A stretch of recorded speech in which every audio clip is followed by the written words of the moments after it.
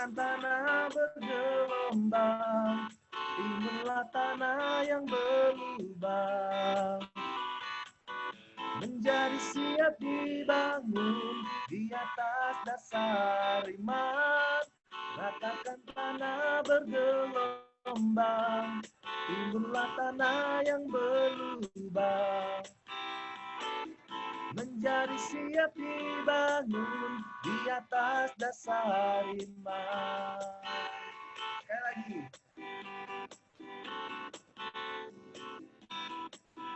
Menjadi siap dibangun di atas dasar iman. Menjadi siap dibangun di atas dasar.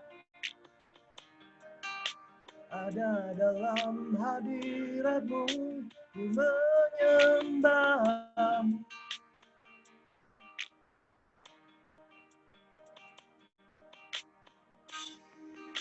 Bersujudku di kaki-Mu.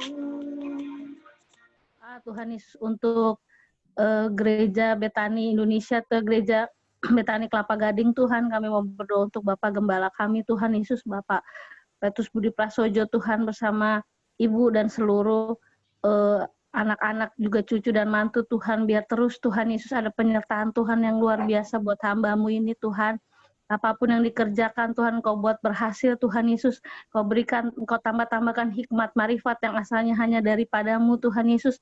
Kami percaya Tuhan Yesus, di tangan beliau Tuhan Yesus, gereja kami boleh semakin berkembang Tuhan Yesus, seturut dengan kehendak dan rencana-Mu Tuhan. Kau berikan visi misi-Mu Tuhan Yesus melalui Bapak Gembala kami Tuhan Yesus, dan terus diberikan kesehatan Tuhan Yesus, diberikan damai sejahtera, diberikan hati yang penuh dengan sukacita Tuhan, di dalam nama Tuhan Yesus Kristus. Tuhan, kami juga mau berdoa untuk seluruh pengerja gereja Betani Kelapa Gading, Tuhan. Kami percaya Tuhan Yesus, dimanapun kami berada Tuhan, meskipun sudah lama kami tidak bertemu Tuhan, tapi kami percaya penyertaan Tuhan terus ada Tuhan Yesus bagi seluruh pengerja Tuhan, baik pribadi lepas pribadi maupun rumah tangga lepas rumah tangga Tuhan. Apapun yang menjadi pergumulan kami semua, kami percaya Tuhan yang akan berikan kami semua jalan keluar yang terbaik. Terus kami diberikan kesehatan, diberikan hati yang sungguh-sungguh Tuhan Yesus mau melayani Engkau Tuhan. Dan juga kami berdoa untuk seluruh jemaat gereja Betani Kelapa Gading Tuhan, dimanapun saudara-saudara kami berada Tuhan, biar Tuhan penyertaan Tuhan juga sempurna Tuhan, dan kami percaya Tuhan Yesus, berkat yang melimpah juga Engkau berikan bagi kami semua Tuhan, bagi para jemaat, pengerja, bahkan Bapak Gembala kami Tuhan Yesus. Kami percaya Tuhan, kebaikan yang dari Tuhan, kemanisan yang dari Tuhan, cinta yang dari Tuhan terus ada di dalam kehidupan kami semua, di dalam nama Tuhan Yesus Kristus. Bahkan Tuhan, Bapak Gembala kami ada rencana untuk boleh kami beribadah Tuhan Yesus, tetap mengikuti protokol kesehatan Tuhan yang dijalankan pemerintah, biar Tuhan rencana itu boleh seturut dengan kehendak dan rencana-Mu saja Tuhan. Dan kami juga berdoa Tuhan Yesus, Engkau tutup bungkus kami semua dengan kuat kuasa darah-Mu Tuhan. Tidak ada satupun Tuhan yang terpapar dengan COVID-19. Kami percaya Tuhan Mazmur 91 terjadi bagi kami semua Tuhan. Ada perlindungan Tuhan yang sempurna Tuhan Yesus bagi kami semua Tuhan.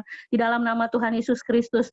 Kami juga mau berdoa Tuhan untuk sinode Gereja Betani Indonesia Tuhan, baik itu Bapak pemimpin kami Tuhan Yesus, biar kiranya Engkau juga mau sertai Tuhan Yesus Pak Bapak Gembala kami Tuhan, biar penyertaan Tuhan juga sempurna Tuhan Yesus, bahkan seluruh Korda MPS Tuhan Yesus ada di dalam kehendak dan rencananya Tuhan yang ajaib.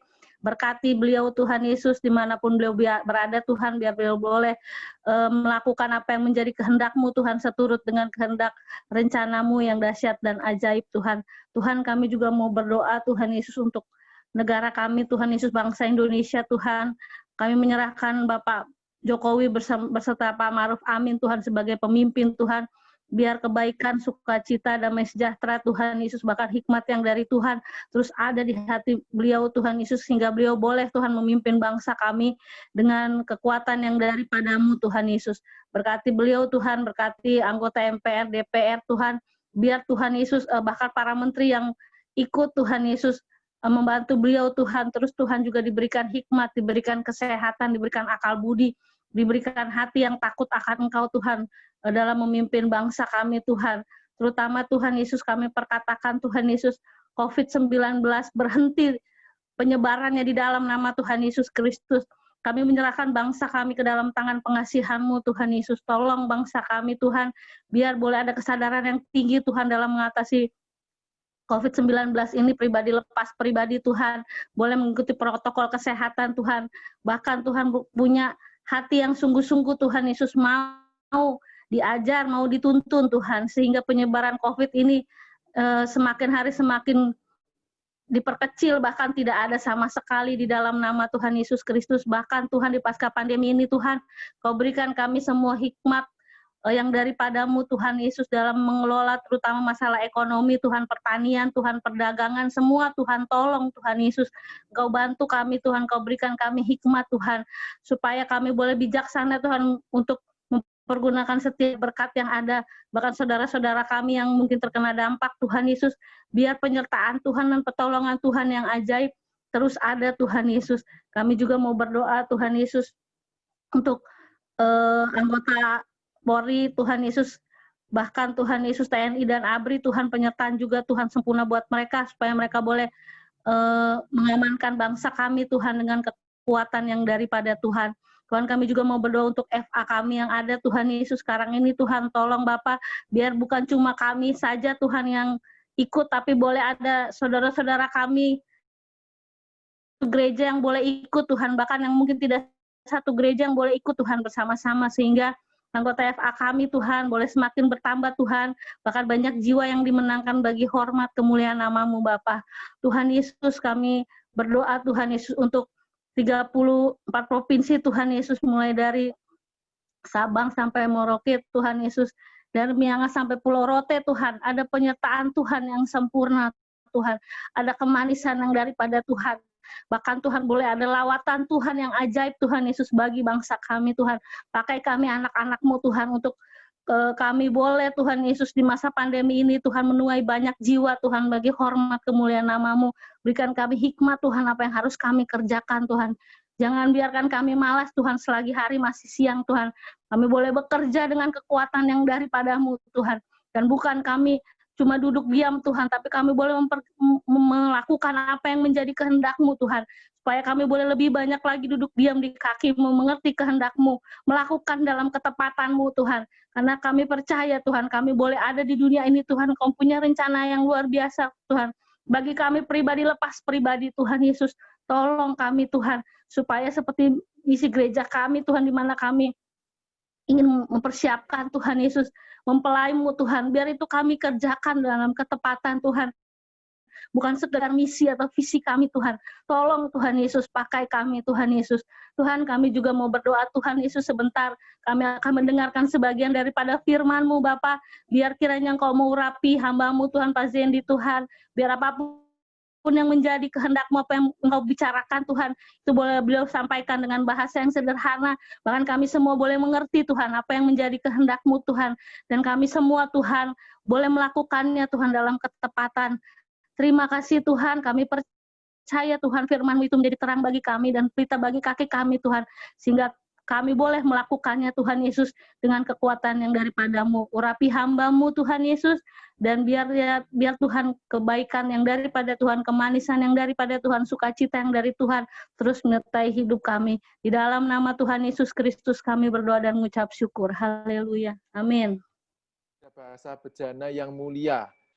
Kita harus tahu dulu nih, definisi dari bejana itu apa, dan definisi dari mulia itu apa, supaya kita sama-sama persepsinya, sama-sama pemahamannya mengenai bejana yang mulia.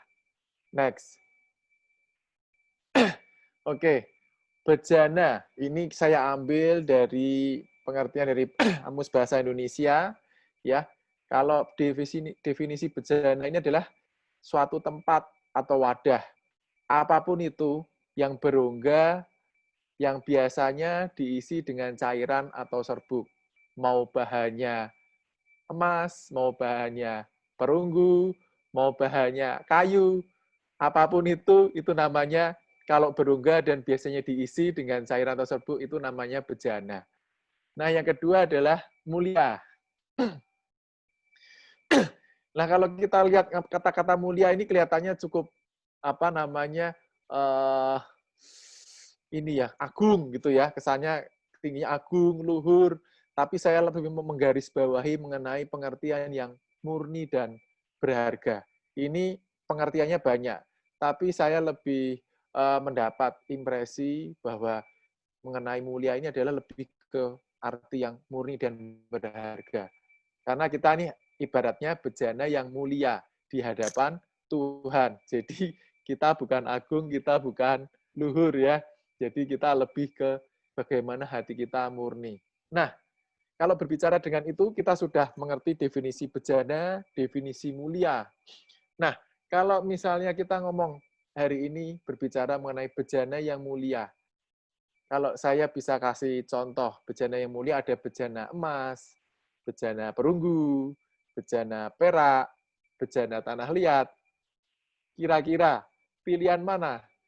Kira-kira mana bejana yang paling mulia menurut saudara-saudara sekalian?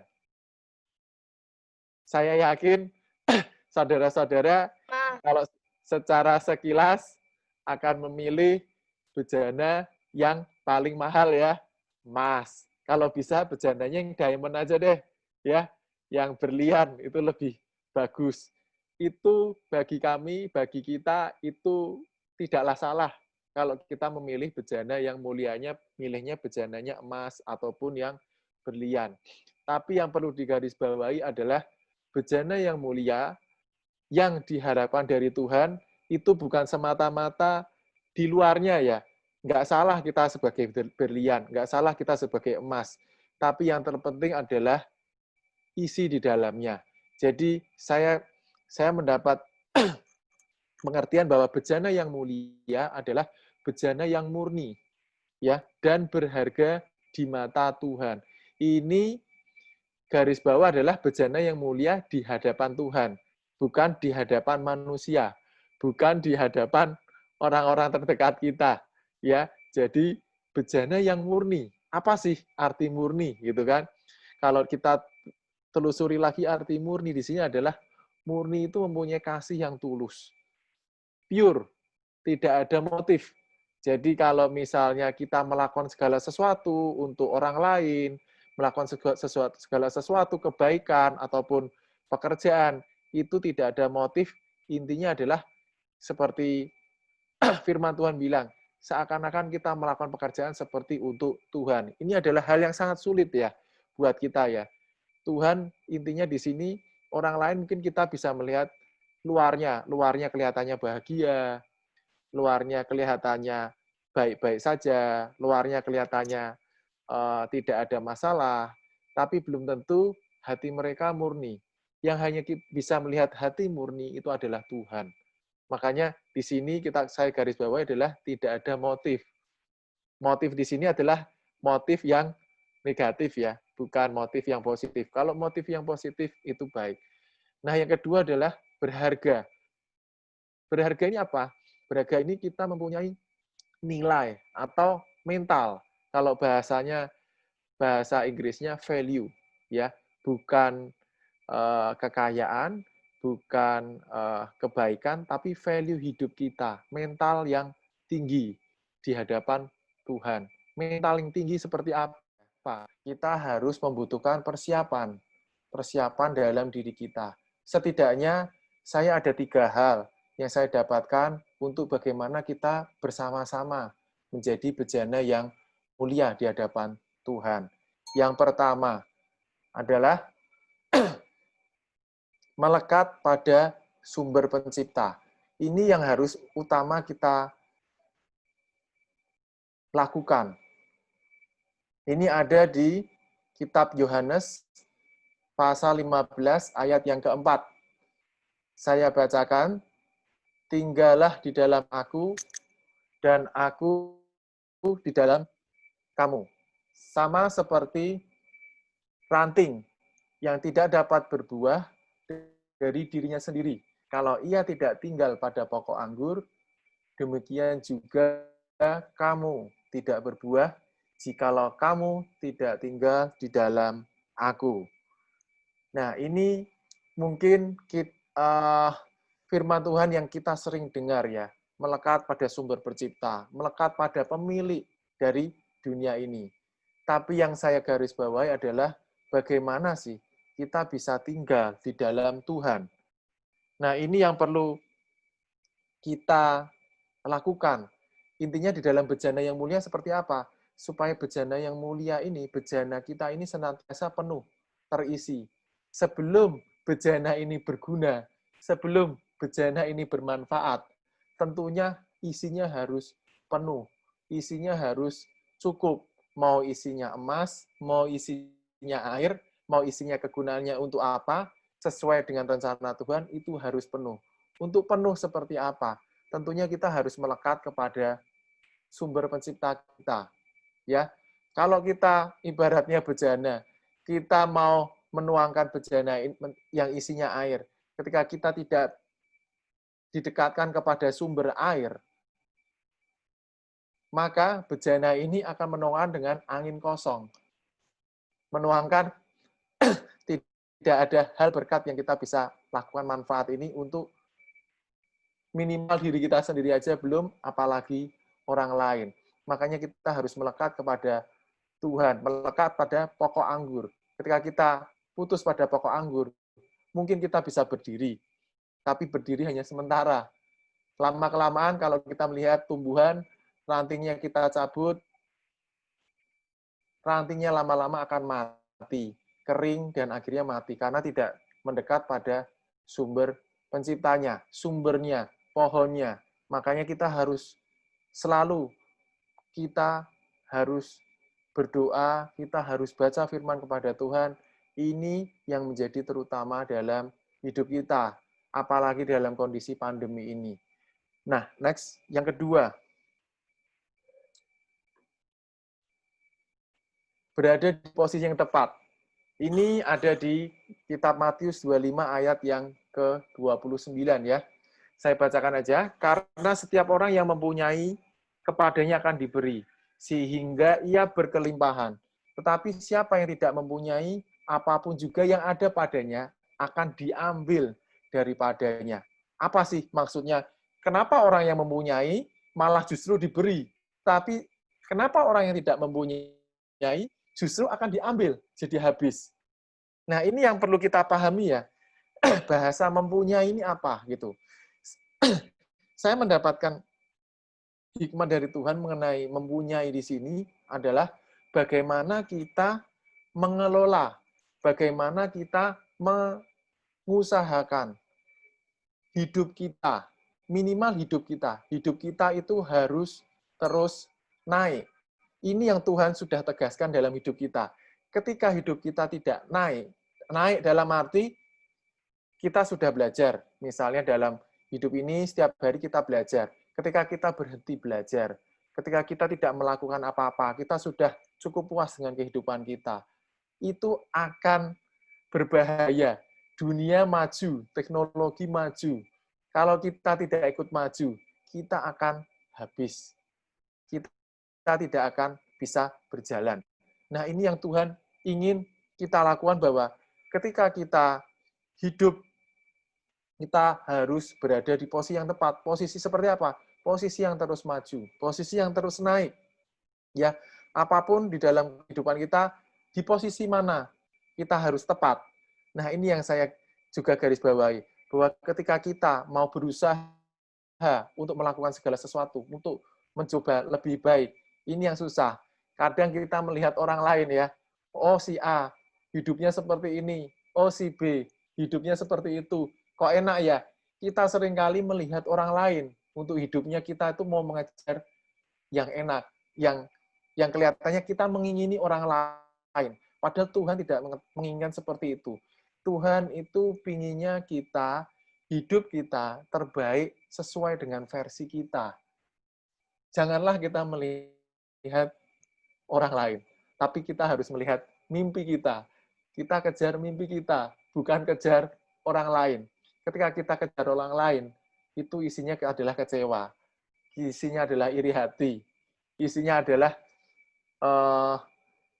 kita lesu, letih, karena melihat orang lain. Yang kita lihat adalah bagaimana kita bisa hidup kita lebih baik dari sebelumnya sesuai dengan versi kita. Kita mau apa hari ini? Besok kita mau apa untuk bisa melakukan hal yang lebih baik lagi? Janganlah melihat orang lain. Kejar kita mimpi kita sesuai dengan kapasitas yang diberikan oleh Tuhan. Ini yang saya garisbawahi bahwa kita harus menjadi best versi kita sendiri. Ini adalah bagaimana kita menjadi posisi yang tepat bahwa kita ingin menjadi bejana yang mulia. Kalau kita ditempatkan di dalam keluarga kita sekarang, kita sebagai anak, kita sebagai orang tua, kita sebagai kakak, kita sebagai saudara, jadilah kita menjadi orang yang versi kita sendiri tepat. Kalau keluarga kita merasa, keluarga kita dalam kondisi yang, ini si A ini sudah diberitahu berapa kali, si B sudah diberitahu berapa kali, nggak berubah-berubah. Artinya, kita berada di posisi yang tepat. Posisi yang tepat untuk apa? Posisi tepat untuk merubah hidup kita. Kalau keluarga kita belum baik, berarti kita pun juga belum baik. Kalau karyawan kita belum baik, kalau orang-orang terdekat kita belum baik, berarti kita juga belum baik. Ayo kita lakukan bahwa kita bisa melakukan hal yang lebih baik dari waktu ke waktu. Ini adalah bagaimana kita bisa berada di posisi yang tepat, ya. Kita harus kejarnya diri kita sendiri dan kita harus terus naik hari demi hari. Tidak mudah. Ini saya ada satu kesaksian. Kesaksian simpel mungkin dari keluarga-keluarga sekarang, ya, terutama yang sudah punya anak. Ini banyak sekolahnya sudah mulai Zoom.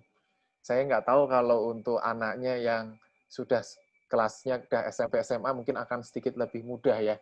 Kalau untuk kelas-kelas SD yang lagi familiar mengenai Zoom, nah ini cukup susah, ya, tugasnya, terutama di anak saya ini tugasnya banyak sekali gitu.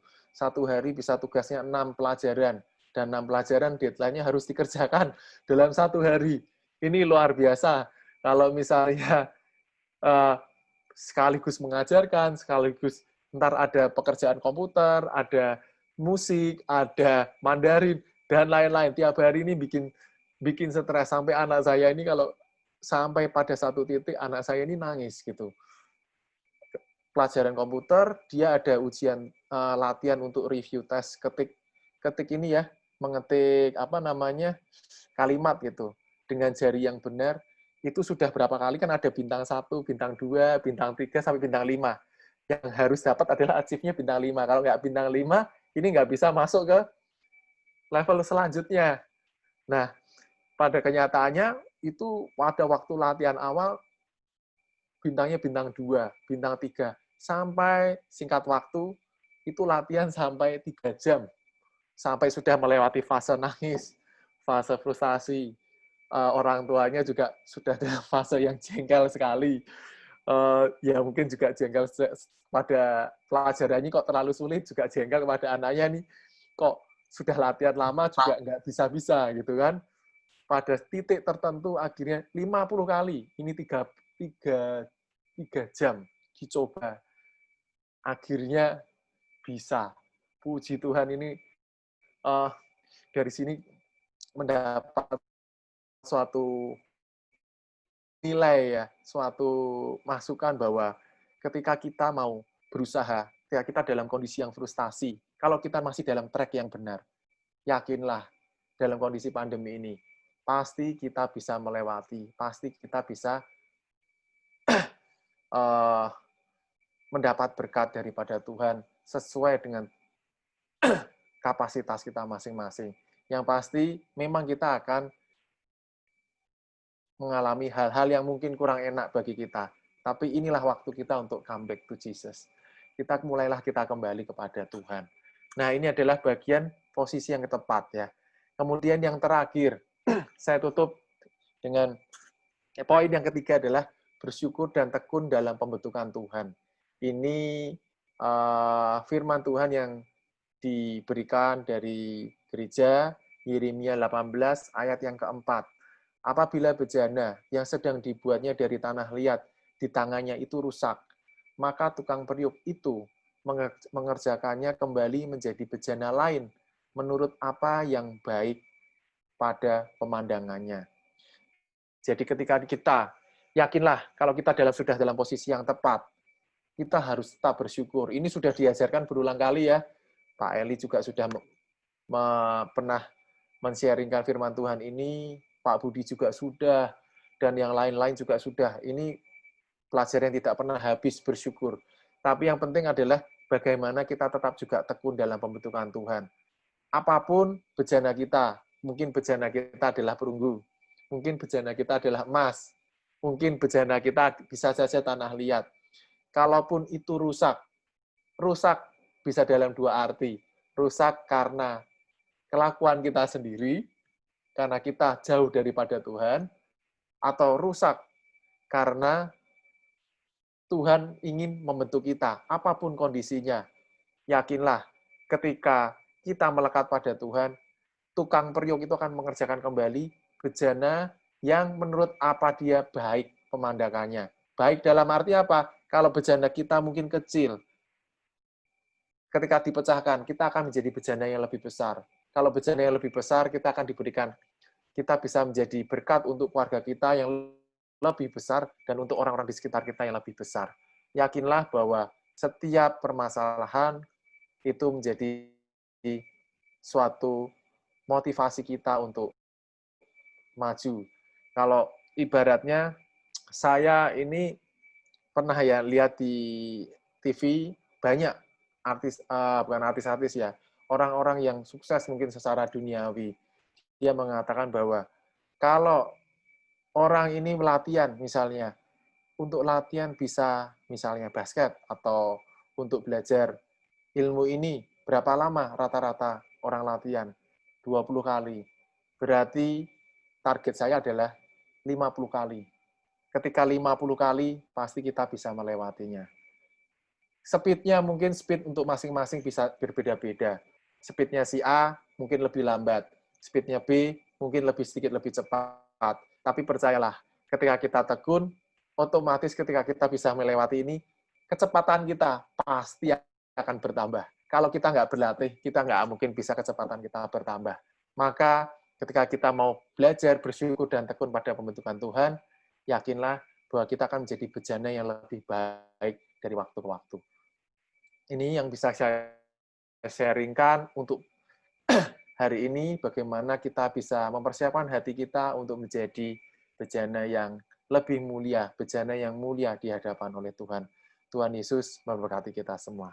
Ayo mari kita berdoa. Saya tutup firman Tuhan ini dengan doa ya. Bapa di dalam surga, terima kasih Tuhan buat firman yang singkat pada hari ini.